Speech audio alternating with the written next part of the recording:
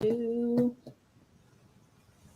it is Leah back for week 2. We are talking suicide prevention, spreading awareness, and really ultimately trying to get rid of the stigma that goes along with suicide and prevent it. So, with that being said, I am sitting down today with Paul Baffico. Right, Paul? Yes. Nailed it. Nailed it. Who is the president and founder of Lake County Veterans and Family Services Foundation. Paul, I know that you have some upcoming events going on, which we will get to, that is going on this month. But first, want to hear a little bit about why you started this and what services you guys provide. Well, thank you, Leah. It's kind of an honor and pleasure to be here. I am a Vietnam vet. I returned home in 1971. I was a platoon leader, a communications platoon leader with the 101st Airborne Division, and was in some of the nastiest battles of the Vietnam War, which nobody really in that time, 70, 71, there was a lot of resistance about the war. There was a lot of confrontation, actually worse than the division that we have right now, the divisiveness that we have right now.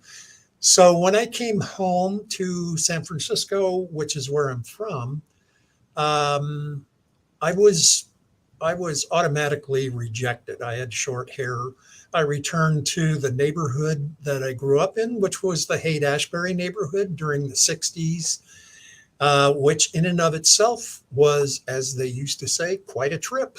And when I tried to reconnect with people, I was rejected. I had been spit on when I came off the plane. I had been spit on. I had paint and urine thrown on me. And all of the friends that I thought I had at the time unequivocally rejected me, refused to talk to me, and basically said, I don't want to hear anything about it because you're a killer, you're a murderer, and everything else. Now, when you come out of the military, Leah, and it is as true today as it was then, and in World War II and so on, readjusting to a completely different life isn't as easy as you think it is. Because for 2 years or more, you've been told when to sleep, when to eat, when to go to the bathroom, when to kill, when to duck, when to breathe and when not to breathe, everything. And you come back and you're trying to connect points that you left 2 years before. Mine was fairly traumatic at that time. I didn't realize it, Leah, to be honest with you, but it was pretty traumatic because I had essentially lost all of my contacts, all of my friends, my family, even. They, as loving as they are, there was no reason to try and talk to them or connect with them, etc. So I went into graduate school a week after I came home. That was a huge rejection. And then I went back to a working environment, and I was, again, the outlier. And all I wanted to do was change geography. You know, alcoholics have this geographical cure mentality, and change the geography and just stay away from everything I knew, because everything I knew was, it wasn't foreign to me. It was known, but I couldn't possibly predict how rejected I was. So I just put my head down, and I went to work for a major corporation in a low paying job. And I eventually ended up being, after 36 years, I ended up being president of it. And so I had this starry career. I got to retire at 53. Oh my gosh. Yeah. I was so well taken care of by the company. I got to retire early, and the chairman was trying to convince me to stay. And I said, I've been working for this company since I was 18 years old. I don't have any regrets, any bitterness. And if you'll give me a big pile of money, I'll be gone. So he did. And I'm now coming to the grist. So I retired at 53. And of course, you get outside the door of the place you worked and you go, Now what? What do I do now? And I pretty much had planned. I knew what I wanted to do, but none of it was satisfying. It just wasn't satisfying. And then 2 years into it, all of everything that I had buried when I was rejected, when I came home, all of it resurfaced, which at the time, now this was 2004, at the time, the Vietnam generation, those of us who fought, were having the same problems, which I didn't pay any attention to and I didn't know. But all of the things that were being avoided began to come at that phase of your life. Now, I was a platoon leader with this very tough division. 5 of my men were killed on my watch over the time that I was there. And I thought, this shouldn't have happened to me. I'm not a career soldier, but you can't feel sorry for yourself. You just keep moving on. Mm-hmm. And so it was hard because I thought at 53, 54, 55 years old, I thought, well, this is all behind me. And it wasn't. No. And I thought, I listened to everyone say, oh, time will take care of it and don't think about it. And all those impossible tasks. And so eventually I went to civilian head shrinkers, and they were of no use. And not because they were bad people, but they were of no use because now you have to wind your clock back. In 2005 and 6, there was no real appetite for hearing about Vietnam again. And so the civilian population didn't really understand what PTSD was. I didn't even know what it was. And so I was eventually encouraged to go to the VA, which I absolutely refused to do for 37 years. I did not want any part of the government, and perhaps someone the same way. I didn't want anything to do with that, but she convinced me to go. I did. They diagnosed me with severe PTSD, alcoholism, and withdrawal within about a half an hour. And I was shocked. I was very shocked. And I said, so what can you do about it? And they said, well, you'll have to work very hard, et cetera. So I did that. I went into treatment. I was in treatment for quite a while. And during that time, they said, you've got a very unique story, and other people might be able to be helped by hearing, you turned out what we would call normal. And that's what people generally are seeking when they have this kind of trauma. And I said, yeah, I can understand. So they encouraged me to work with a federal government grant from the department called SAMHSA, Substance Abuse and Mental Health. And they had granted Lake County a $3.2 million grant to figure out new ways to help returning veterans. Now, this was in 2010. And at that point in time, we had a lot of people rotating in and out of Afghanistan and Iraq. And they were coming back with a lot of empathy for Vietnam vets because they credit us with getting help for them. Right. And that was at the time also when the VA was in a real quagmire because they had suicides going up like crazy. They were peaking around 18, 19, 20 per day. And you may or may not recall, vets were dying in parking lots at the VA because they couldn't get in. Oh, Oh, yeah, that was national news. And so when they suggested maybe I could help, I thought, well, I think that's a long shot. But I went to Lake County. I got involved in this SAMHSA grant. And next thing you know, I was the chairman of the pilot committee of the grant itself and started to develop ways we thought could help vets that have an aversion to being helped, which is a natural. That, by the way, is not a Vietnam vet story. That's a natural thing. A vet does not want help. no. We have been trained to keep moving. And if you have to ask for help, you better be bleeding bad. That's about it. Anyway, so I started with the grant, and within a year, good old government said, nope, you know what? We want our $3.5 million back. Yep. And so you're going to have to close up everything you got started. Everything that you've done, okay.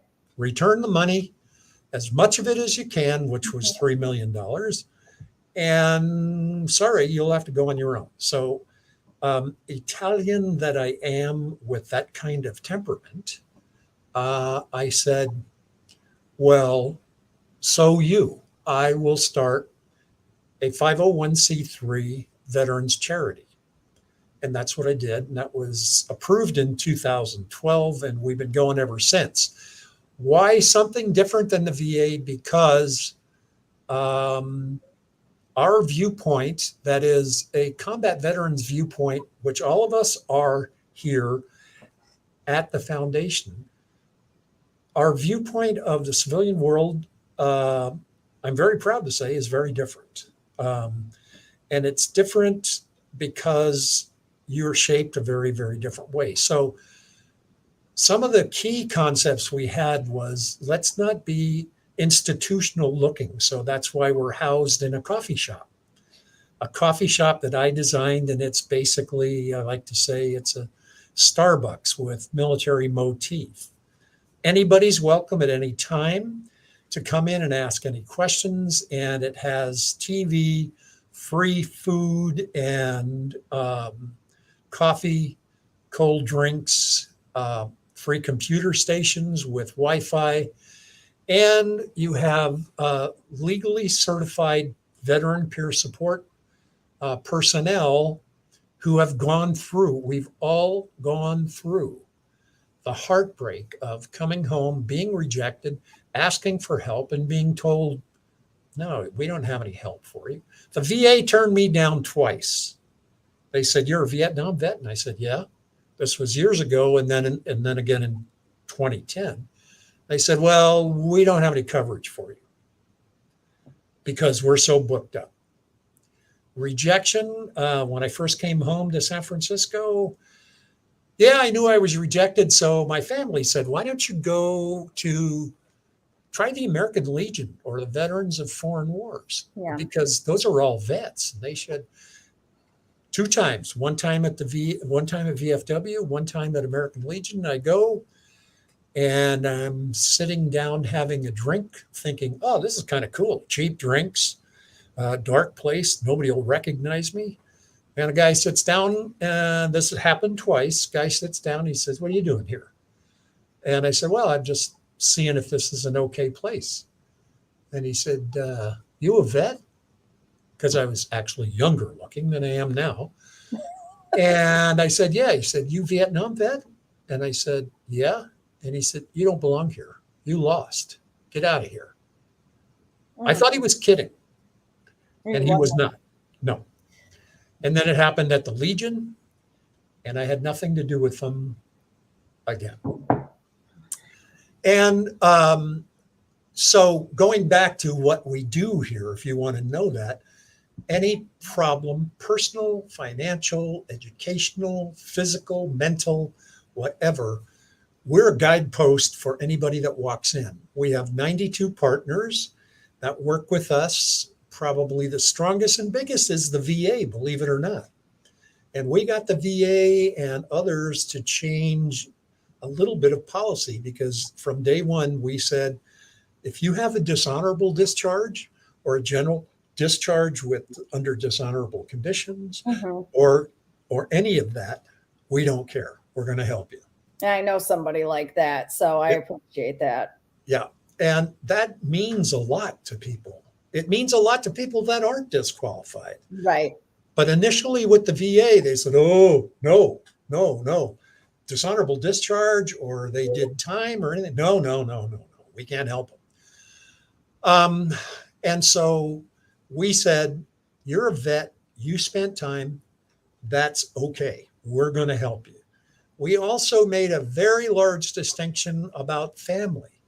You have to be legally attached to the veteran, whether it's male or female.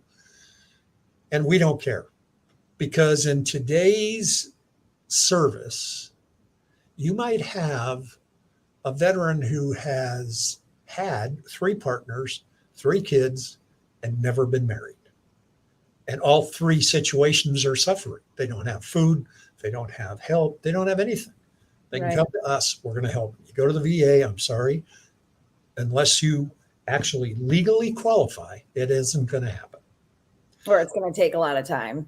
Well, yeah. Now they've softened up a bit on that, because, we started in 2012. Now we've got a 10-year record. They know all of my peer specialists. They know them all personally. The social workers do there, and they trust us. And the thing that my people, my staff, and it's not a big staff, but they understand is your primary equity is building trust. Build trust in the veteran and build trust in the partner. If you violate that, we're done. So they work every day. Don't make promises you can't keep. Right. Don't say something you can't do. Don't say, oh, yeah, my buddy had the same problem and we got him to do this. That has nothing to do with it. Nothing at all. Because there are so many little hooks and barbs in different policies and things you can't predict. And we're actually very, very proud of being able to make this bond, particularly with the VA, with homelessness at the VA, with HUD-VASH, with food and food insecurity, and what we call vets in need. We're almost like a human ATM machine for vets. They have problems with rent. They have problems with all different kinds of bills. They can come here, make their case here, and we will do our very best to support them. Now, again, here being Lake County Veterans and Family Services Foundation, where is your guys' coffee shop, your brick and mortar? Yeah, the brick and mortar is at Center and Atkinson, South Atkinson. Oh, in Grace Lake? Yes. Okay. Yeah, we're right at the corner, and we're in the elbow. We're in the elbow of the shopping center on the first floor. Okay. And it says Dry Hooch, a place where veterans can reconnect. The sign out there says it. And, it's not a bustling center, but it does have good services. It's got laundry, haircut. If you want to beat somebody up, it's got, judo and throwing people around, and it's got a couple of restaurants. So we're in a great location, Grays Lake. We're in the chamber. It's a wonderful, wonderful little city township that supports us terrifically. We speak. Oh, yeah, that's other things. We do public speaking. I can't tell that you're a public speaker. Oh, you can't? Oh. That's why Bob's here. He's here to put the muzzle on me. No, you're doing great. It's honestly, it's refreshing, because as we were talking about before starting this video, my dad is also a Vietnam vet, and all I know is that it wasn't good. He came home, and I know that he, not to call him out on video, but that he could use the services that you provide. But he is so, and it's not even just a veteran thing. It's a, not to get be sexist or get gender wise, but it's a male Wait, thing. wait. Before you go into the 21st century, boy, he's a boy. Okay. Yeah. He's You a guys boy. gotta toughen up, and and your guys' generation too. It's just Yeah. mental health was not discussed. It wasn't a thing. So all of those things leading into this discussion, it is refreshing to hear you be able to speak on that and share, and just know that you're helping a lot of people out there. If there's someone watching right now, though, that maybe like myself has that family member who is way overdue for seeking help, do you ever have family come in there before that? We've actually had, Leah. Veteran? Yeah, we've actually had Service Connections, which is a group of parents. Now we don't have it anymore because it's not as severe as it was, but it was the parents who would come in and see us and say, My son or daughter. he's downstairs in the basement since he came back, and all he does is drink and smoke Yeah. and play games. What's going to happen to him? Well, we don't know, but we have to get him stabilized and get him out of that. For the Vietnam generation, we need to talk to people who understand what we went through, not only over there, but also when we came home. Yeah. And we need well, you guys came home thinking you were heroes. You guys came home thinking, like, I left, I fought this war. And it wasn't like how connected we are with social media these days, where you could see updates about how people are feeling about this topic or this topic. So, I mean, it had to have been so blindsiding for you guys upon return. I thank you not only for your services, but the services that you're providing today, and making a difference. It truly is appreciated. Anyway, you don't have to bring Dad. I'll tell you this story also, and I'm sorry to be a hog, but I was a boy too. Now I'm not. Now I'm gender neutral, and my wife is the one who got me to go to the VA in the first place. And she didn't do it by saying, I'll never see you again. She said, and she happens to be a highly trained theological and ethical professor. She teaches at CLC and other places.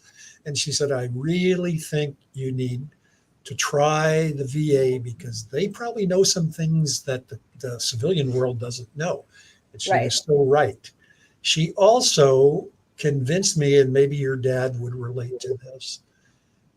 She also convinced me to go to the Vietnam Veterans Memorial Wall in Washington, D.C. And because I have 5 guys on the wall. Mm-hmm.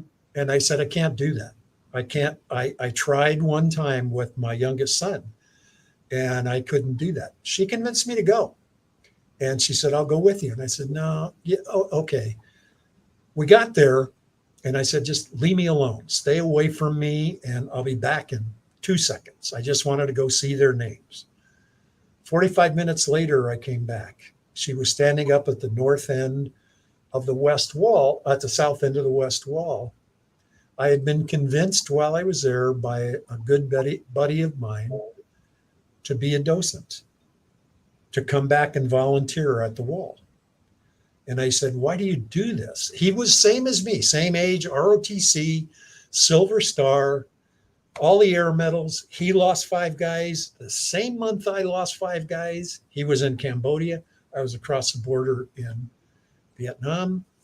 And he said, after all these years, Paul, this is the best I have ever felt for my guys standing in front of their names. It's the least I can do. Yeah. And I said, wow, that really makes sense. He said, you ought to volunteer here. And I said, well, I can't. I live in Chicago. He said, that's okay. You don't have to come every week. So I went up and saw my wife and I said, you can't believe what that guy said. And she said, okay, are you listening to what he said? And I said, well, yeah. No, are you listening? I want you to set up your first trip. So 197 months later, every month I go to the Vietnam, and I'm a docent there, and I stand in front of my guys' names. And now we're into generations like yours that really haven't don't know much about what happened in Vietnam. And I always tell new volunteers when they're being trained, the one mortal sin you can do here is guess. If you don't know it, don't say it, because this is the one place people ought to be able to get true facts. Right. And Leah, you wouldn't believe how many people still have sound bites. No offense as a journalist, but sound bites from. I would hardly call myself a journalist. Okay, well, they're still saying so. They were all black, right? I mean, we Right. just screwed the black people. Yeah. And on and on and on. And I'm not straightening out history. I'm just trying to say that those are not the facts. Okay. Right. And by the way, I'll tell you where I fought way up north on the DMZ and out to Laos. That was a different war than what they were fighting down in the Delta. And so Right. you get all these conflicting stories because they were different. They were absolute. We didn't fight the VC. We fought the North Vietnam regulars, Chinese, and a few Russians. You tell somebody that in 1970, forget it. Right. Forget it. That it just ain't true. Okay. So anyway, what else you want to know? No. Well, I have enjoyed sitting down with you and learning not only so much about you, but how the foundation became to be. Now, you guys do have a upcoming event, which since COVID, you guys have not been able to do this in person, correct? But you're doing it two different ways. So I just want to, get a little bit of more information on that because we are running out of time, and how people can help get involved. Well, you can help get involved by going on our website, which is LC Vets Foundation. You can register or you can donate on that site. The object All year round.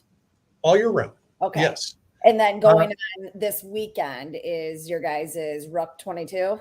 Yeah, Ruck 22 is this is Suicide Prevention Month, as it says on your screen, and so every September we do an event called the Ruck March, and it is symbolic of those who have taken their lives, and it's to raise awareness of how many veterans a day commit suicide. Now, the accepted number is about 22. We could argue that down a day. We could argue that down to 15 or argue it up to 35. The reason why it's loosey-goosey is because it depends on what the coroner says. It depends on what the police say. It depends on what the autopsy says. But we do use 22 to say that's almost double what the civilian population is. Yeah. And how does that money help us help suicide? We have people that we've saved here. We have about 5 people over the time that have come in, and we've actually saved them from going to suicide. Why? Because we connect them with other people. We connect them with the resources they need. We follow them after they get connected so that we understand what they're doing. So it's not just to raise money, it's to keep us going. And for you who has a relative, the smallest indication that somebody needs help is the biggest reason to get them to us. It really, really is, because you don't understand. Was I a suicide candidate? You betcha. I absolutely was. Of my 5 peer support veterans, 3 were suicide victims, or not victims, but so it is really common. Why? Who knows? For me, I came back ashamed. I was shamed, and I was ashamed because you do things you never, ever, ever thought you'd do. Never. And then if you have PTSD, when it pops back into your head, you really think, oh my God, what if I did that again now as an old geezer? What if I did that? No, seriously. And it shocks the people around you and all of that. So, it's an easier thing to just say, why don't we just end it all here? Yeah. And that's no good. And you guys are also offering a virtual, which this has been ongoing, correct? What has? The virtual event. Oh, yeah. The virtual part of the Ruck March is September 1st to 22nd.